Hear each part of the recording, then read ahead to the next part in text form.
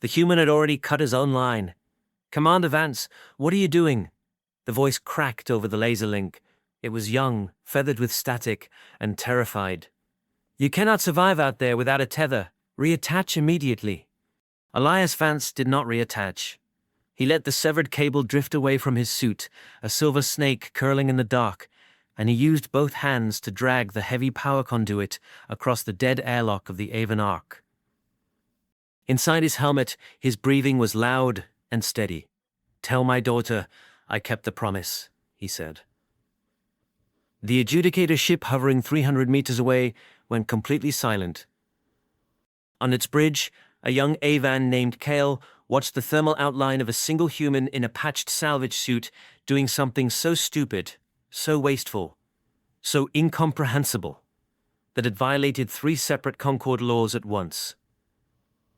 Kale had been taught his whole life what humans were. They were soft. They were new. They came from a damp, heavy world, and they bruised easily, and they died cold. They were tolerated in the Concord because they were polite and they made good cargo pilots, and they never argued when they were given the outer shipping lanes. The one strange thing about them, the thing every species joked about in the lower decks, was their obsession with their dead. Humans did not recycle. They buried. They carried bodies home, across light years when it made no economic sense. They carved names into stone and put it in the ground and visited it.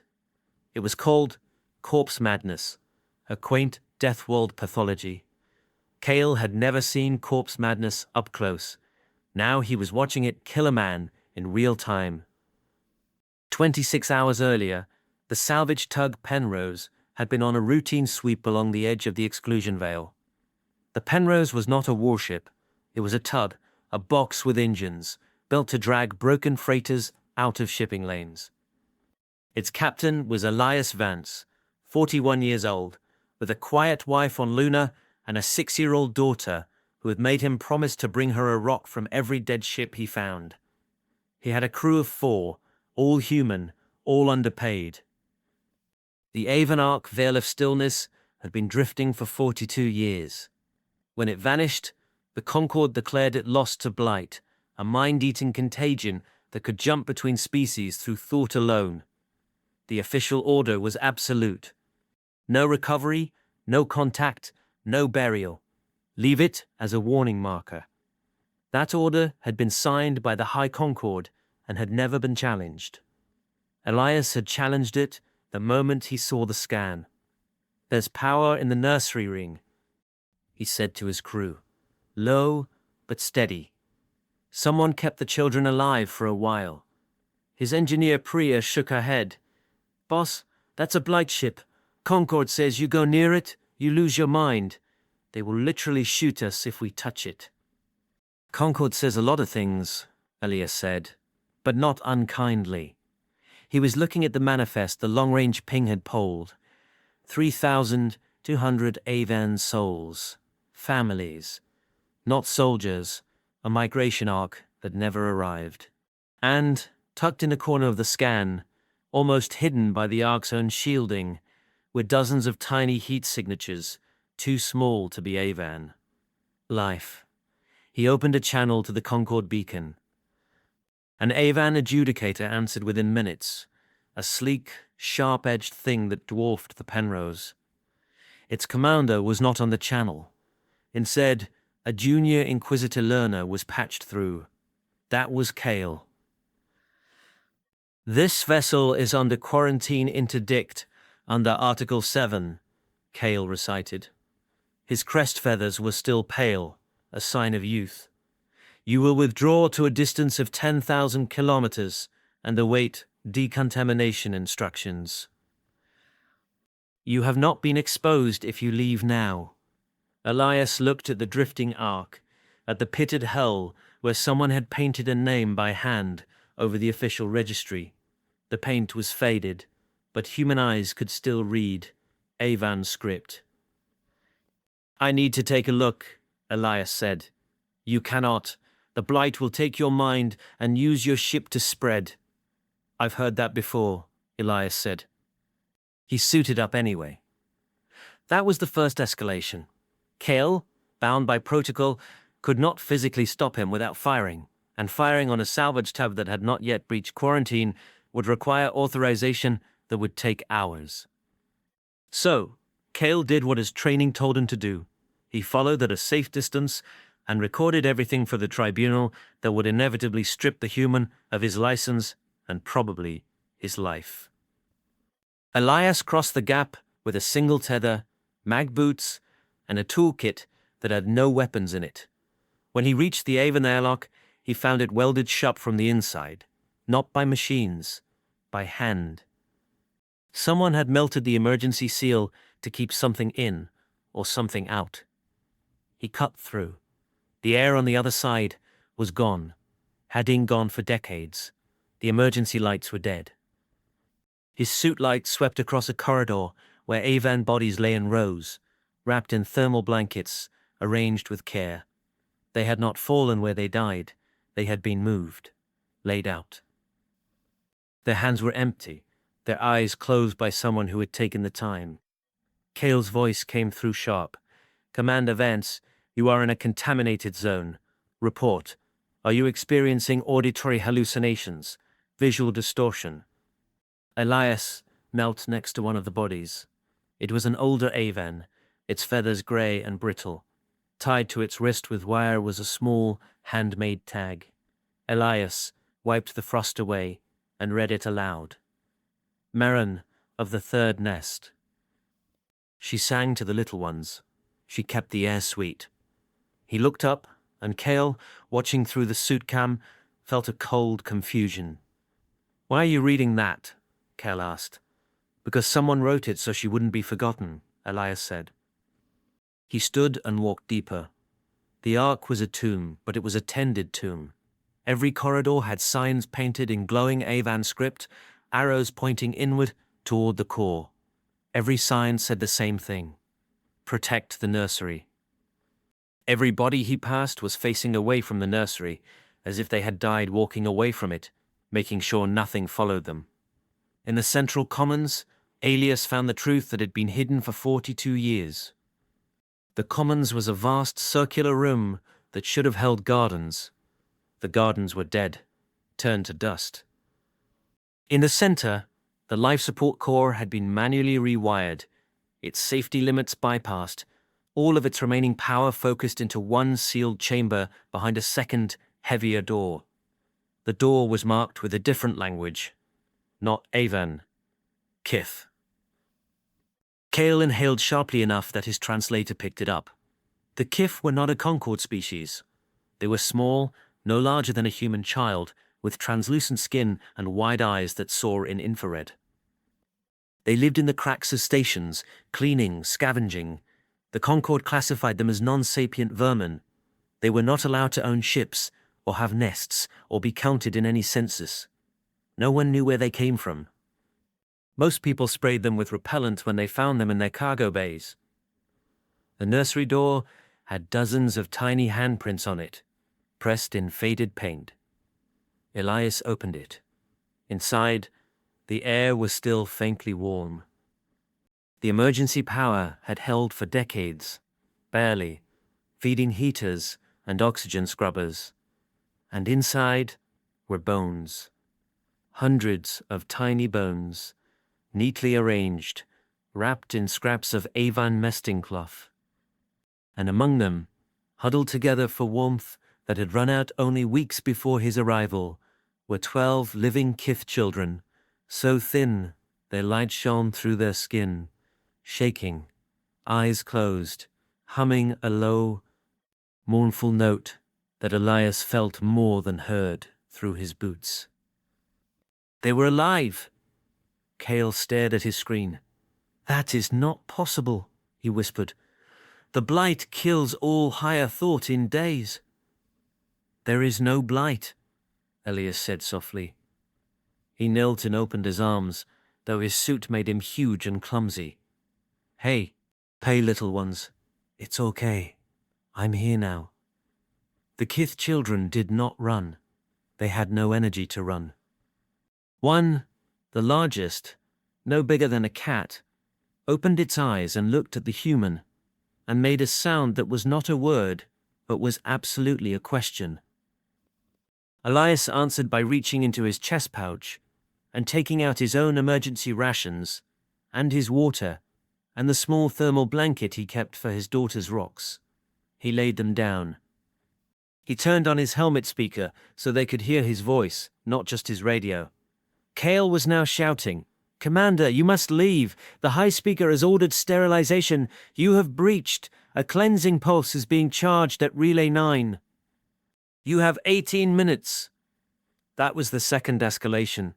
The Concorde did not bluff about Blight ships. When a quarantine was breached, they burned it clean from orbit with a focused antimatter flare that left nothing larger than atoms. It was the law that kept the galaxy safe. Elias looked at the children, at the bones of those who had died protecting them, at the wee-wide core that showed a level of selfless engineering no vermin could have done. He said, and for the first time he used the young Avan's name. "What does your law say about children?" "There are no Kith children. They are not counted. I'm counting them," Elias said. 12. He turned his back on the camera and began to work. He tried to move the children, but they were too weak and his suit was too bulky. He needed power to restart the nursery heater, to warm them enough to carry. The nursery had no power left except the trickle keeping the air alive. The Penrose was too far and its tether was too short. So he cut his own line. He took the heavy copper power conduit from his suit's external battery pack, the line that connected him to the Penrose and to life, and he severed it. He spliced one end into the nursery's dead heater grid with his bare, gloved hands.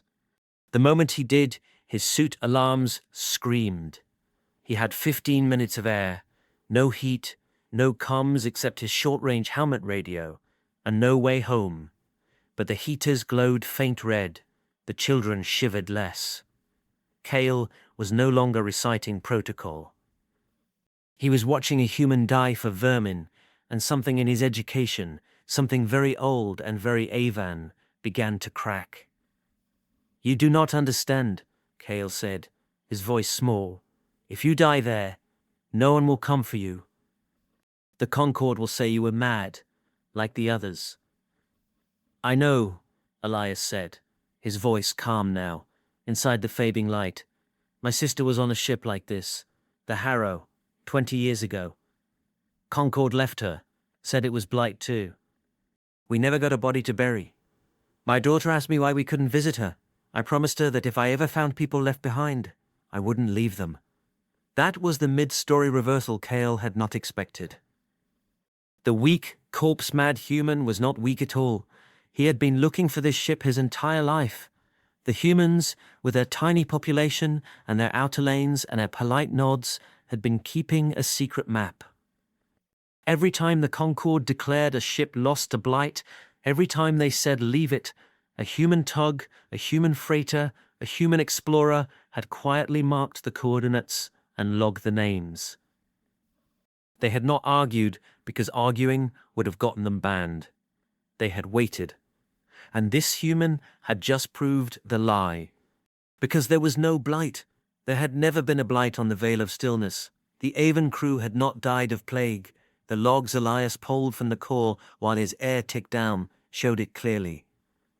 The Ark's jump drive had failed near a Kith refugee convoy, a convoy the Concorde had refused to acknowledge existed. The Avan captain, an old female named Sora, had taken the refugees aboard, all 2,000 of them. The Concorde had ordered her to eject them into space. She had refused. So the Concorde declared her ship blighted and left her to starve, knowing she would give her heir to the Kith children first. She did. For 11 years, they rationed. For 11 years, they wrote names on tags so someone would remember. Elias transmitted the log with the last of his suit power. It burst out, raw and unencrypted, to Kale's ship, to the Penrose, to every listening post in the sector. On Relay 9, the sterilization pulse finished charging. Kale had a choice. His orders were absolute. Observe the cleansing. Record the human's death as evidence of blight-induced madness. Return home and be promoted. The human in the nursery had no heir. The children were warming up, just enough to live a few hours more. The pulse would kill them all in 90 seconds. Cale looked at the bodies in the corridor, at the tags, at the tiny handprints on the door. He thought of his own nesting, of the songs his mother sang when the air filters failed in winter. He did something no Avan adjudicator had done in 300 years. He disobeyed. He slammed his own ship forward, between Relay 9 and the Ark, and he overloaded his own tether field, the shield meant to keep Blight from touching his hull. The field was not designed to stop an antimatter flare. It failed in 2 seconds. But 2 seconds was enough to distort the pulse, to make it miss the Ark's nursery by 100 meters and scorch only empty hell. The feedback tore Cale's ship apart. Alarms howled. He was thrown against his harness, his feathers burning. And then a second ship arrived. Then a third. The Penrose, its crew screaming over the radio, not waiting for permission, firing its own tiny maneuvering thrusters to push the Ark out of the kill box. And behind it, answering the log Elias had sent, came 3 more human tugs that had been working the outer lanes, big, ugly, battered ships with crews who did not ask what the law said. They answered what the human in the dark had done. They linked their own tethers not to salvage, but to share power, and they poured it into the nursery. Elias woke up to warmth. His helmet was off. A kith child was sleeping on his chest, glowing faintly. Cale was there, his crest singed, his arm in a makeshift sling, holding a human thermal blanket around himself like a lost chick. "You kept your promise," Cale said. Elias coughed, his throat raw. "We both did." The aftermath was not an explosion. It was quieter and far more dangerous to the old order. The tribunal was convened, not in secret this time, but open, with the logs from the Veil of Stillness played for every species to see. The High Speaker Threen tried to call it fabrication, tried to call the kith non-sapient, tried to call the human action contamination. Cale stood up. He was young, his voice still shook, but he carried the tags, the hundreds of name tags the Avan dead had written for the kith, and he read them, one by one, until the council chamber, which had not heard silence in 1,000 years, was silent. The Concord did not fall. Empires rarely do all at once. But it changed. Article 7 was repealed.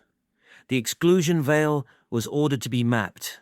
Every lost ship, every blight marker, to be searched. The kith were counted for the first time, and when they were counted, it was discovered there were almost 1 billion of them, living in the walls of the galaxy's great stations, keeping the air sweet, just as the tag had said. Humans were given the inner lanes, not because they asked, but because no one wanted to tell them they could not have them anymore. Elias Vance went home. He brought his daughter a rock from the Veil of Stillness, a smooth, grey stone from the commons floor where someone had knelt to write a name. He put it on her shelf and told her the story, not the heroic part, but the part about the handprints on the door.